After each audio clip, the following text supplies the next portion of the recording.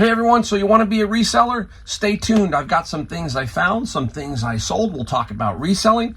We have a very unique 1,000 plus book lot that we're going to talk about and how I'm going to sell it. So stay tuned.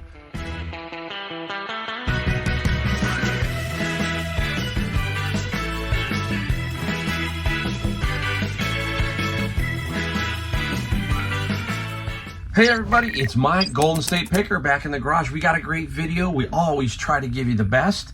We got some stuff we found, some stuff we sold. We have a book lot. Stay tuned to see this book lot. I'm going to show you a book lot I got from my bins. That is, it's crazy. Okay, we'll talk about that in a second. We're just going to talk a little bit about reselling. We're going to try and help you figure out what to buy, what to sell, and just reselling in general, just how to be a better reseller. That's what we like to talk about here. We like to put it all together a little bit different. We don't go out in the field as much. We bring it home, we show you, we talk about it, we give you kind of a breakdown so that you're constantly kind of thinking, can I sell this? Can I not sell this? And my thinking of how I sell stuff. All right, guys? So, hey, wow, anyhow, been out there, it's been a little slow, but then all of a sudden it seems like the last week, just to give you a little bit of encouragement, it seems for me it is broken free a little bit. I did solve my Amazon FBA restock limit issue. I hope that this will cover me through Christmas, and if that does, I'll be fine because I'm going to take a couple weeks off towards Christmas, and I should get right back into the flow. I don't need a lot on Amazon FBA books. If you're not familiar, sometimes Amazon will put restocking limits on you, and a lot of people go through that in the fourth quarter, and it becomes a real headache, a nightmare, especially if you can't get your product in the fourth quarter. So I've managed to hopefully free some of that up. I've got 5 boxes of books that are going to go out, so that's really, really good. That helps a lot. And if you're new, I'm Mike. I'm in San Jose, California, and I'm supposed to be retired, but I'm really not. I basically am doing this for the next 5 years. I have a 5-year vision. You hear me talk about that.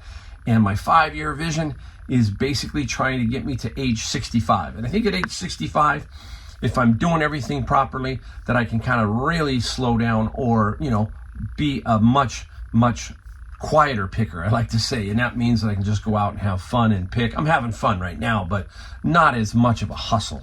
So that's what we're trying to get to. That's the thing about reselling, especially all of the people who are my age or just a little younger, maybe a little bit older, all that kind of stuff.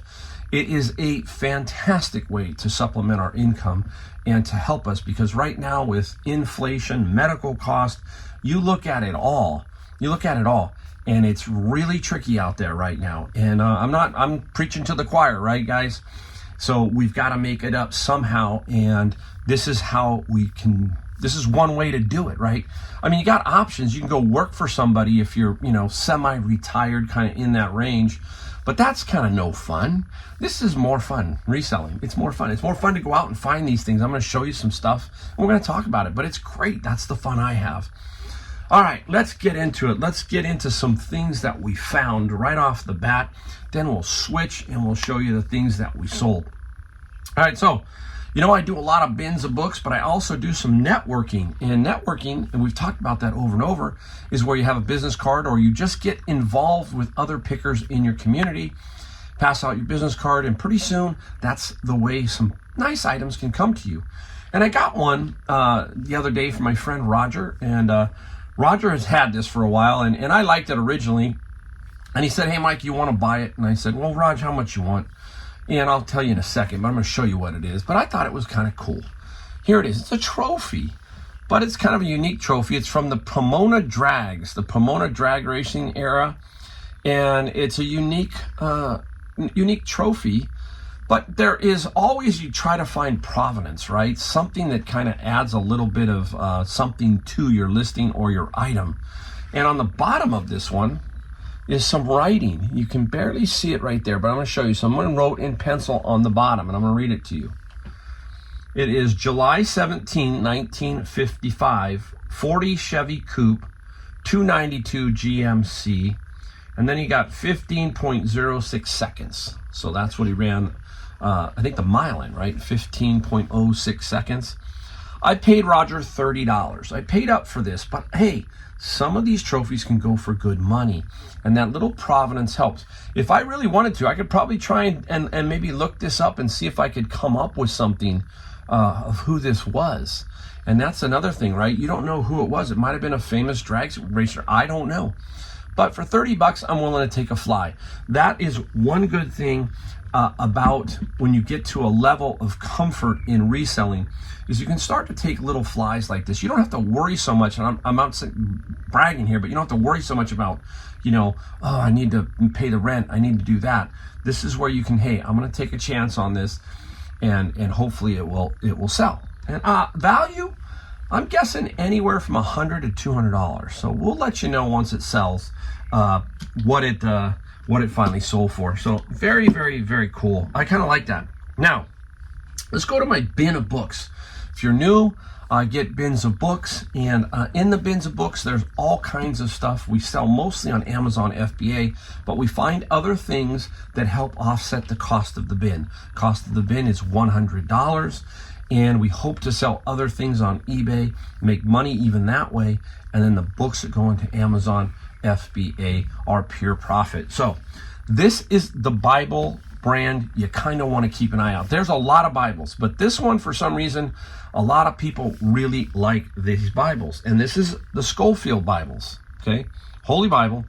They are Schofield, and one is they're both Schofield reference editions.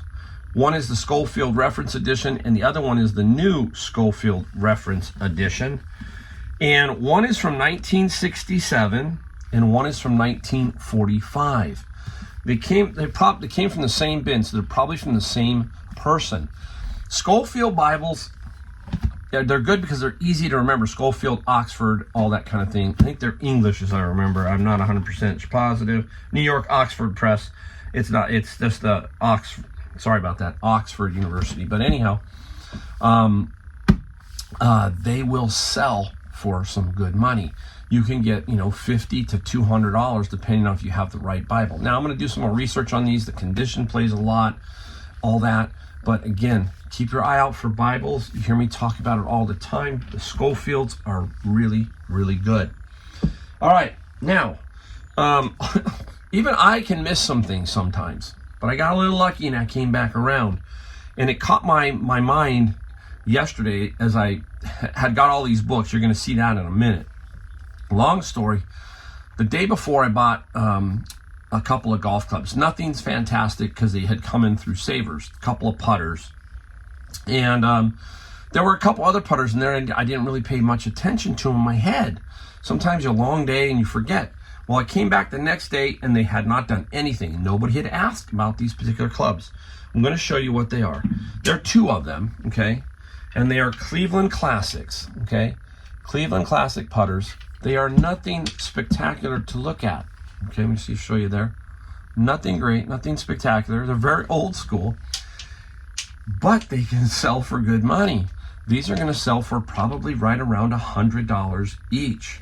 I got them for $3.99 at Savers. There's another interesting thing about it. Now, you can tell a lot about the people that you buy their stuff from. This guy here must have been taller than me. Now, a lot of people I've run into, they say, Mike, well, when I run into you, you're much taller than I thought, because I'm about 6'1". Okay, I'm not that tall, but I'm about 6'1". But in the videos, people think I'm smaller or shorter. But anyhow, when I pick up a putter, if I can tell exactly the length, generally speaking, I putt with about a 35-inch putter. So when you pick up a 36 or a 37, which these are, one is 36 inches and one is 37, you can feel a big difference. So this gentleman had to be taller than me probably. I don't see how he could putt with these, so he must have probably been maybe 6'4", 6'5". So that can be a little bit of a problem, but it shouldn't be for these particular putters. But it's just an interesting fact that when you're starting to look out, you've got to make sure that you put the length of the putter. If you don't, they're going to ask you, they're probably going to say, hey, what's the length of the putter? And how do you measure the length? You drop a wooden ruler from here, which is the heel. You just run it up the shaft to the top, and that will give you the length. So if from here to here is 35, it's 35 or 36, and make sure you put that in the ad, all right? Make sure you put that, has to go in the ad. All right, I'm gonna stop for a second. I'm gonna readjust a little bit, and I'm gonna be right back to show you what we sold. All right, everybody, back. I had to clear just a little bit of space for some of the things that we sold here. And we're gonna start off with 2 items that I don't have here, but because I've shipped them yesterday, and sometimes I don't get a chance to make a video. I'll maybe make 2 a week. And sometimes I have an item that sells that's so cool that even though I've shipped it out, I still want to show you what it is, okay? So I'm gonna put them both up here so you can kind of see, because I believe it gives you some insight and some help into what to look out for. Now, up first is this Fireball 2-bottle shot chiller, okay? So it's basically a refrigerator chiller. I guess people who drink Fireball, they chill it, okay? A lot of people, I think, chill Jägermeister. I don't drink, but I know enough about see, I know a little bit about everything, but I know that they like to drink these shots sometimes cold. So it's up here. It sold for $425 plus $65 shipping. So a really nice find. Now, the key to this one, remember, it was sealed, and we talk about this, right? What do you do when you have a sealed new item? And if you put it up on eBay and you sell it and someone says, hey, it is a piece of garbage, it's not new, it's used, then how do you prove that it's not, right? So what I do on all my new items is, unless it's sealed in a blister pack and you can see it, but let's say it's in a box like this one was, I take it out. I don't take it out, I take a video and I show me cutting it open. So I had my wife videotape, I cut it open it up, show them that it's new, pull a little bit of it out, and then you can say, hey, it's new open box. It's new, but you're explaining that, hey, I wanna make sure that you see that this is a new unit inside that box, right? Because otherwise you could have problems. And I did. I put a video on this one, and it sold for $425. So using that video feature. Now, a lot of people have been writing me emails and comments. It's weird. Not everybody has that yet. You just have to look for the newest dashboard from eBay. And when you get it, you're going to get 2 features. You're going to get video, and you can now put up to 24 pictures. So that's another great thing. It's taken them how long to do these 2 features? Forever. So 24 pictures now I can do, and I also can do video. So if you can't find that, maybe ask eBay, maybe email them or try and call them, say, hey, how do I get this newest dashboard that has video? All right, so keep that in mind. All right, the second item is a first edition by Lovecraft. It's a unique little book. There were not a lot of these made, about 2,500 from what I understand, and there were several different books, not just from Lovecraft in them, but this book here sold for $125 plus $7 shipping. And this is the kind of book I'm trying to get other people who are maybe haven't dabbled in books, but to look for. Look for some of these. You know, again, I tell you over and over, let your eyes and just your visual senses tell you that something looks really kind of unique, right? And here's an interesting thing. I was in the Goodwill the other day with my friend Tyler, and Tyler, he loves glass. He loves crystal. And again, remember what I say, I'm not a big glass person, but Tyler found a very unique kind of a crystal, I don't know what it was like a little bowl, but it was shaped in a rectangular shape. And he said, look at that. He goes, and he even did what I just talked about. He put it on the shelf for me. He said, see, it just stood out. And that's what I'm talking about visually, right? So he got it, I think it's about $60 he told me it's worth. And I was in the store and I didn't look in the glass section, but I got a DVD set. So he got that, I got a DVD set. And anyhow, interesting way to, visually think about it. So there are two things that I don't physically have here that are of interest to you, okay? Now, we're gonna get right into what we talked about at the beginning, this big lot of paperbacks, okay? You're gonna see some photos pop up here talking about it, and go to my bins of books, and what do we get? Lo and behold, you're gonna see on the ground, there's the picture. There's over 1,000 of these paperbacks. You don't know what they are yet, but I'm gonna tell you right now. I'm gonna show you. and you're going to go, oh my goodness. Harlequin. Yep. Harlequin paperbacks. Over 1,000 of them. Some are Harlequin. Almost all are Harlequin. We think 1,000 easy. There's probably 200 or 300 that are a mix of some things, okay? Haven't gone through them all. But this is part of the deal. If you get bins of books, what do you do with these Harlequins, right? The only thing you can do is pretty much lock them up. It's a nightmare, just an absolute nightmare to deal with because there are so many. So I will have to figure this out. I'm thinking lots of 100. I don't know. That's how I'm thinking now. But once I get them on the counter and looking at them and all that kind of stuff, then I'll have a better assessment. But it takes a lot of time. That kind of lot of stuff will take up your time. So, but I got to deal with it. Now, I thought I'd give you a couple of pointers about Harlequin, or at least talk about Harlequin, because so many people, you know, we've seen them. If you're my age especially, we've seen them. And I kept thinking to myself, I was pretty young, and I was young in the 70s and the 80s, but as we checked out at grocery stores, that's when we started to see the National Enquirer, but we also saw, you know, Harlequin and stuff like that up at the cash registers, right? As you checked out, candy bars, that kind of thing. But we used to see a lot of this type stuff. So anyhow, I'll give you the rundown of Harlequin. They were basically 1949 was when they were founded out of Winnipeg, Canada. Okay, they didn't really start doing romance novels until 1953. That's kind of when they started. All right, and they really didn't get into the mass paper book market pretty much. They got into it in 1970s, and they didn't go the traditional route, which like bookstores and stuff. They went to the supermarkets, to the drugstores, and that kind of setup. So that's how they started, and then they started to expand from there. And then they went into the direct mail, and that's where you basically had some kind of subscription monthly, and they would send them to you. And that's how some of these people's collections really got out of control, or they just got so many of them, right? And you wonder, did they read all of these books? Because you could see that pile. Did they read them all? I have no clue, right? And to give you kind of an idea, in 2002, they published 1,113 paperbacks, various paperbacks published in 2002. It's also in 26 languages. Wow, huh? And then up to the year, this is, don't hold me to it, but this is a general. It says up to the year, I think 2013, they had over 4,400 different titles. So my friend Tyler goes, well, you think we got them all?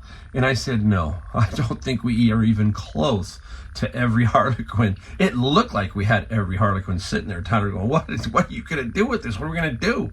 I'm like, hey, we're going to have to sell it, basically. We're going to have to sell it. And it's not every paperback because there's 4,400. It's quite an amazing thing, right? Now, I'm going to show you two things too. One little simple thing. If you get them kind of like this. You get white and red edge. So you'll see some lots that say, oh, red edge.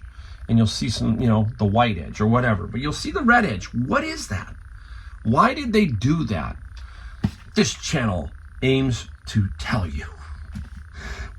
Proper term is edge stain, okay? Referring to the process of sanding the edges of the text block and dyeing them red. So there was a process that they went through to do this. They had to sand the edge so it would accept the red stain and that they wouldn't get all that bleed through, right? Pretty amazing that they don't get the bleed through, all right? Why was it done? That's the other question. Why, Mike, was it done? Dust protection. That's what they say. It was done to protect from dust. And they stopped doing it in the late 1970s. I think this one's 79. So this was probably one of the last years that they were doing it due to it got expensive. It got expensive. Hey, pretty interesting. There you go. Now you know a little bit about Harlequin, okay? And you know that there are a trillion books out there. And you know that if it's a big lot, it's going to be a real pain, okay? So you better get them for free pretty much. That's the only way you're going to make any money. And it's in my opinion. So I'll let you know as we go along how we do and what we do, all right? All right, let's get up real quick. Let's get going here for some more books. Here's an interesting book. This one right here is Ronald Reagan, Rendezvous with Destiny, okay? What is so cool about it? Didn't get a whole lot of money for it, I'll tell you in a second, but what's cool about it is who signed this particular book and who it's by. The book is by Newt Gingrich and Callista Gingrich. To Jim and Shirley, your friends, Callista and Newt Gingrich. So it's a signed book. And this book got us $32 plus free shipping. Now, no matter what you stand politically, Ronald Reagan changed my life. I will tell you that much, okay? Many of you will understand what I'm talking about. And if you don't like Ronald Reagan, go back and listen to some of his humor. The man was funny. Yeah, he was an actor, okay? But he had some humorous stories at functions, and you'll see them pop up if you get some of your feeds sometimes. Listen to them. They're hilarious. He had a sharp quip. His mind had he was quick. But I will tell you, he changed my mind. He changed my mind on a lot of things. All right? That's all I can say. I was 18 years old. That'll tell you something too. All right, up next. Bambi and Her Pink Gun. Manga. $32 plus $5 shipping. All of these particular items came out of my bin of books, except for one. I'll talk about that one in a second. Again, Bibles. We talk about Bibles. This is the Holy Bible, the Amplified Bible. And it had all these little tabs that somebody had put on them. There's no writing. It's very, very clean. And this Bible sold for $25 plus $7 shipping. You know my story on Bibles. I do not like to throw them away. I like to make sure that sometimes people can get them. They don't make them, just like other books. Certain versions of the Bible, they don't make anymore. So once you toss it, that's the end of it. That's the end of it. Now, I show you this one because this shows you I wouldn't probably take this one anymore. But this one is Faust in a slipcover because I didn't make a whole lot. It was probably a year ago that I did this. And this Faust is $10 plus $5 shipping. So not a great find, but still, I sold it. All right, this is the one I want you to look for too, because many of you know who he is, and many of you would pass this up. This is Ben Hogan, 5 Lessons, the Modern Fundamentals of Golf. I believe it's a first edition. That's the key here, the first edition, and it is 19. I think it's 9. I want to make sure. I always forget. I'm going to dig. I think it's 57. I want to make sure. 1957. So 1957. There are paperback versions and so forth. You got to make sure you get the first edition. And this one sold for full price, $75 plus $8 shipping. Many people consider Ben Hogan the best golf swing that ever was. Myself, I agree.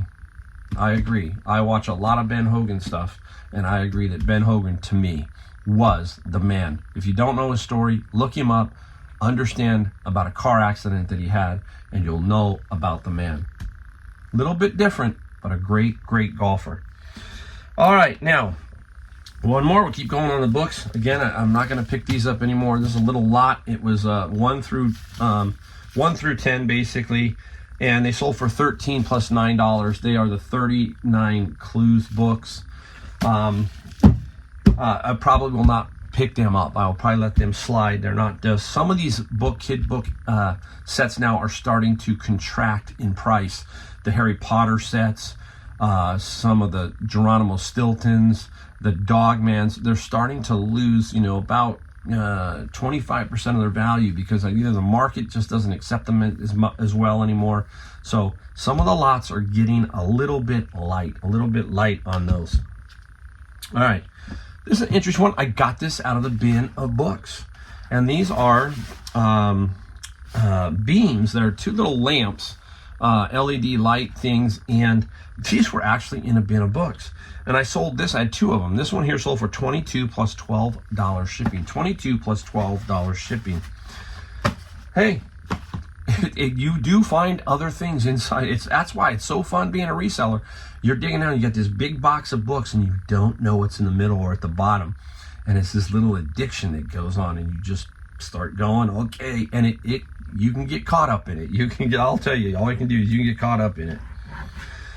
All right, here's another one, interesting one. Now, this is a model RC airplane engine, okay?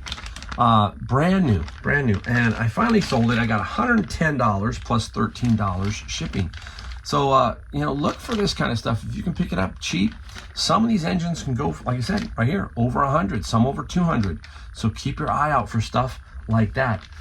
RC engines, absolutely really, really cool.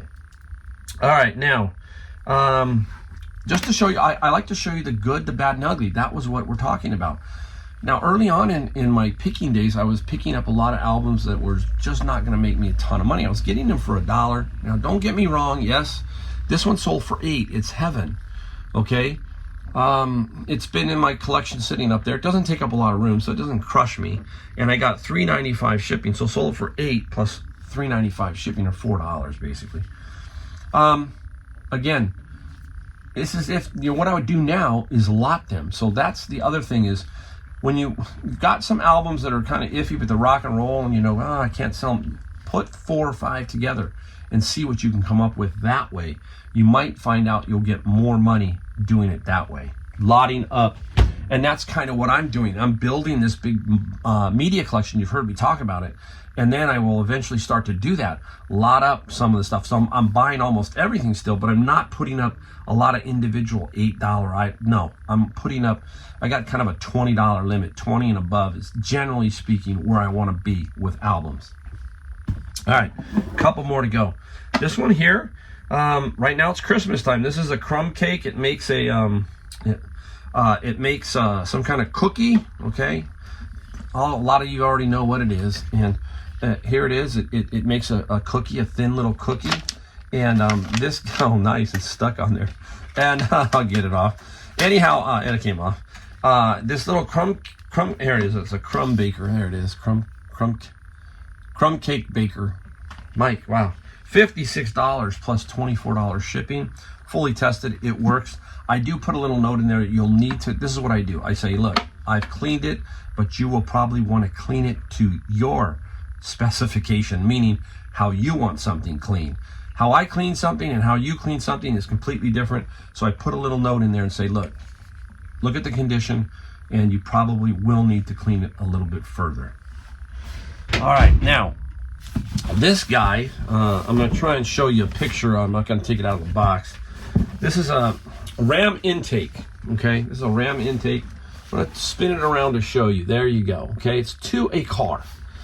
And it's very light, but it's in the box, which I like. And you can see it. Now, there's somebody else's name on there, so I'm kind of, this here was shipped in the box originally. So that's how I'm going to ship this. This is a Ram intake. And the Ram intake sold for $140 plus free shipping. I remember I paid $8 for this at Savers. $8. Now, it was specific to a certain car. I think it was an Acura Legend or something like that. But it sold. And I knew it was going to take a while, but there you go. You know you're going to sell it. Just sit on it. It'll take a little while, and it did sell. So, can't complain. All right, we've got the last item coming up. Yep, here it is. It is Christmas. It's Christmas is coming. So all this kind of stuff is going to sell. And this is Winter Wonderland, right? I got this at Savers. I can't remember. I think I paid $12 or so for it, if I remember. 12, yeah, with discount, $12. And we tested it and checked for all parts at Savers because they have the power strips. And this Christmas winter sold for $96 plus $50 shipping. Sweet, sweet little find. And all this totaled out to $1,075, okay? Can't complain. That's a good day, especially if you're, retired or you need that extra money. Think about that. If you need extra money and you could do this kind of number in, let's say, a week, would that help you? Would that make a difference? That's what we're trying to get to here, is to keep inspiring, to keep you thinking, how can I make a little extra money? How can I make my retirement? How can I make my life just a little bit easier? And that's what I'm trying to do here. And that's what all the other resellers on YouTube are trying to do too. They're trying to say, hey, look, boom, this is how it's done. Now, yeah, there's some things we take away from there, right? Cost of goods, all that stuff. We talk about that about 3 times a year, and we show you at the end of the year what we made. We give you a general at the end. Yes, this is gross. I completely understand that, guys, okay? But I'm not going to sit there and break each one down on each video. But you know me. If you watch my videos, you know that I'm one of the few that completely break it down, all right? Thanks again for watching, and we will see you in our next video.